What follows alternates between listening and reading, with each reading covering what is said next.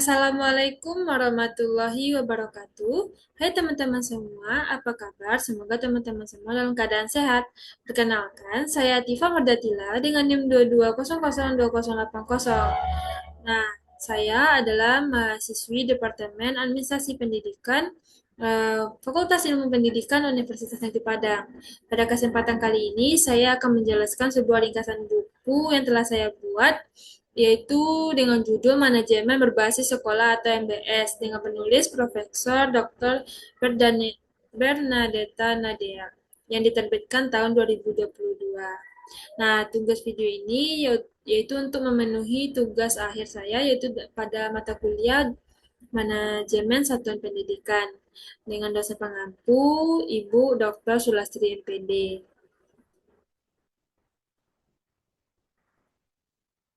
Pada buku ini seperti teman-teman lihat, ada 12 bab. Nah, saya akan menjelaskan bab 1 sampai dengan bab 6. Dan bab 7 sampai bab 12 akan dijelaskan oleh teman saya, Mulia Putri Wijaya. Baiklah, langsung saja kita masuk pada bab pertama, yaitu konsep dasar manajemen berbasis sekolah. Yang pertama yaitu ada New Pattern Manajemen Pendidikan, di mana pola lama pendidikan bersifat sentralistik dan juga kaku. Sedangkan sekarang telah masuk kepada reformasi yang telah membawa perubahan menuju desentralisasi dan otonomi sekolah. Sekolah yang kini diberikan kebebasan dan juga keluasan lebih untuk pengambilan keputusan dan pengelolaan sumber daya.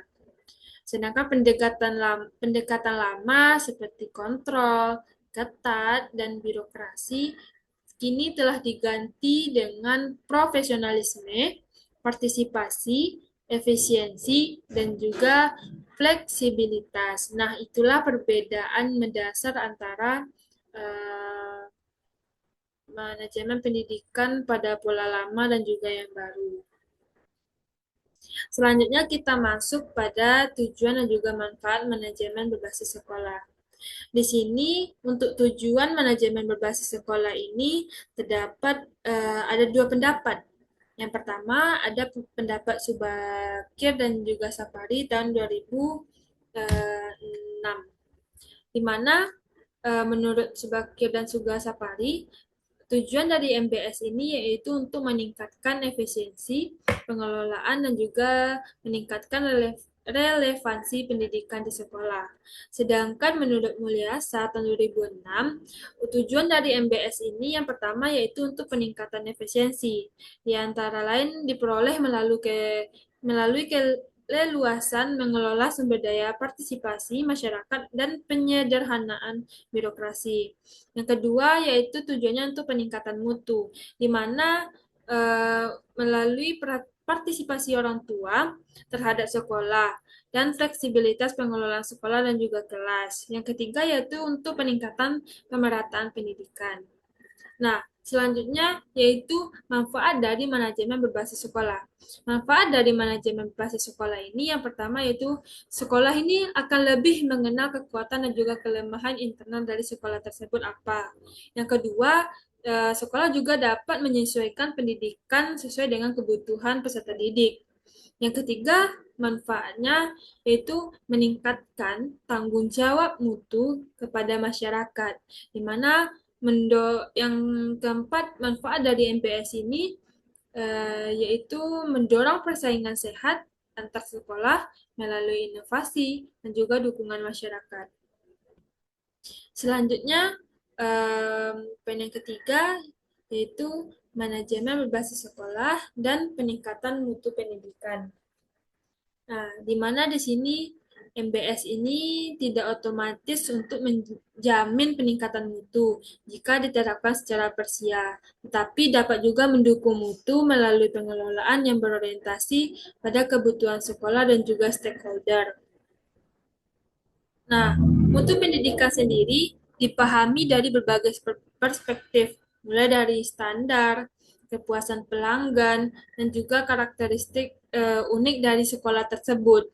Nah, implementasi dari MBS ini memungkinkan sekolah untuk mengembangkan potensi dan juga program sesuai dengan karakteristik, meningkatkan mutu secara berkelanjutan, dan lain sebagainya. Yang terakhir yaitu peningkatan mutu, itu memerlukan komitmen dan juga strategi yang komprehensif dan juga melakukan evaluasi secara terus-menerus agar mutu pendidikan ini bisa tercapai dengan baik dengan adanya MBS ini. Nah, selanjutnya di sini ada prinsip-prinsip dari MBS. Prinsip pertama yaitu otonomi sekolah, di mana eh, otonomi sekolah ini yaitu kemandirian sekolah dalam mengelola dan pengambilan keputusan. Nah, eh, kemandirian ini dimaksud untuk mendukung bagaimana kemampuan kita dalam mengambil keputusan yang terbaik, kepuasan mobilitas sumber daya yang baik, dan berbagai macam lagi. Yang kedua yaitu prinsipnya yaitu ada fleksibilitas. Di mana fleksibilitas ini yaitu kemampuan menyesuaikan program dan juga pengelolaan sesuai dengan kebutuhan lokal. Nah, yang ketiga yaitu ada prinsip partisipasi, di mana pada prinsip partisipasi ini kita melibatkan semua komponen sekolah dan masyarakat dalam mengambil keputusan dan pelaksanaan pendidikan. Yang ketiga, keempat yaitu ada inisiatif manusia, di mana di sini kita mengakui bahwa sumber daya manusia di sekolah itu sangat bersifat dinamis dan perlu dikembangkan secara terus dan menerus. Yang terakhir, prinsip dari MBS ini yaitu pengelolaan mandiri, di mana sekolah mengelola sendiri kegiatan pendidikan tanpa terlalu bergantung.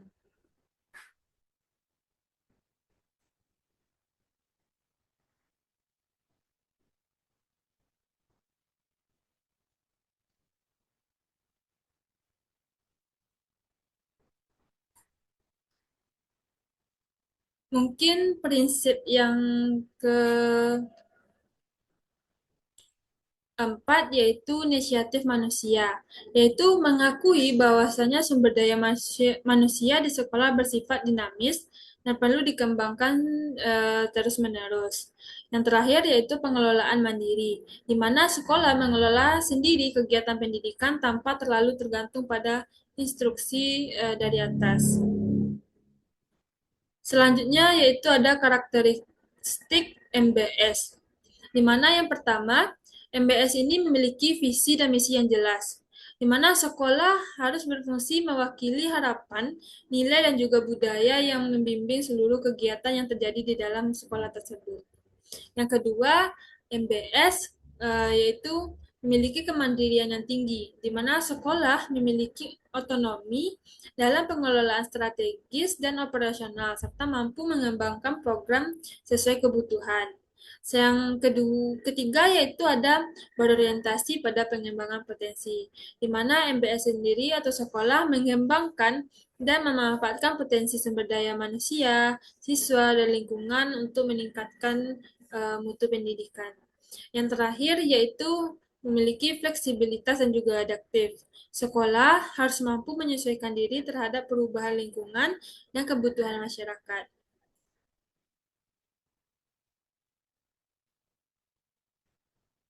Selanjutnya yaitu ada fungsi-fungsi dari MBS. Fungsi yang pertama yaitu pengelolaan proses. Maksudnya yaitu eh, kita belajar belajar, mengajar, meningkatkan kualitas dan efektivitas kegiatan pembelajaran. Yang kedua, fungsi perencanaan dan evaluasi program sekolah, di mana pada perencanaan ini kita menyusun, melaksanakan, dan juga meninjau program secara berkelanjutan untuk perbaikan. Sedangkan fungsi yang ketiga yaitu untuk pengelolaan kurikulum dan juga ketenagaan. Di mana kita di sini menyusun dan juga mengembangkan kurikulum sesuai dengan kebutuhan, serta mengelola tenaga pendidik dan juga kependidikan secara optimal. Nah, fungsi yang terakhir yaitu pengelolaan peralatan, perlengkapan, dan juga keuangan. Di mana di sini dengan adanya pengelolaan peralatan ini menjamin ketersediaan sarana dan prasarana serta pengelolaan keuangan yang transparan. Nah, fungsi yang kelima yaitu pelayanan siswa, di mana dengan adanya pelayanan siswa ini memberikan layanan dan juga dukungan kebutuhan siswa dengan baik, eh, baik itu dalam akademik maupun juga non-akademik. Yang keenam yaitu ada hubungan sekolah dan juga masyarakat, di mana eh, fungsi hubungan sekolah dan masyarakat ini bisa membantu kita dalam membangun komunikasi dan juga kerjasama yang efektif antara sekolah dan juga stakeholder luar. Itulah fungsinya. Yang ketujuh yaitu fungsinya itu untuk pengelolaan iklim sekolah. Dengan mengelola iklim sekolah dengan yang baik, dapat menciptakan suasana belajar yang kondusif dan juga harmonis. Sedangkan fungsi yang kedelapan yaitu untuk pengembangan sumber daya sekolah. Nah, dengan adanya MBS ini dapat mengoptimalkan potensi sumber daya manusia dan juga fasilitas untuk mendukung proses pendidikan yang berkualitas. Baik, mungkin itulah penjelasan dari bab 1. Saya akhiri dengan mengucapkan wassalamualaikum warahmatullahi wabarakatuh.